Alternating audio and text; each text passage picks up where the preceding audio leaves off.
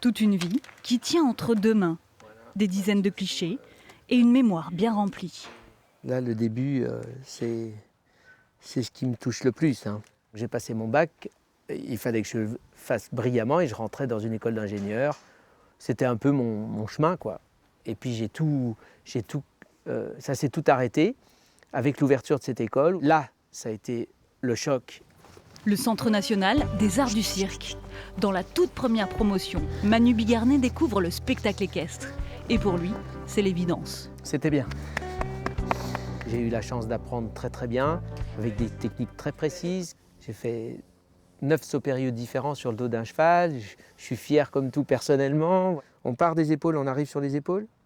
Ça, c'est saut périlleux arrière aussi, et ça, c'est saut périlleux avant. Et c'est vrai que ça m'a plu de dire que j'étais le seul au monde à faire ceci ou à faire cela. Sauf qu'en moi, il y a cette volonté de toujours aller plus loin de mes limites à moi.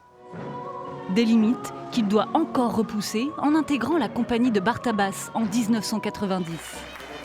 Il remet en question tout le temps les choses, et ça, c'est une richesse énorme. Mes débuts à Zingaro ont été une vraie aventure. Il y a eu cette naissance de la volonté de Bartabas de fabriquer des spectacles en faisant vivre une troupe et une idée justement de tribu. Une vie d'apprentissage et de dépassement qu'il veut désormais partager. Je me ressens un devoir de transmettre ça qu'on n'apprendra jamais dans les livres.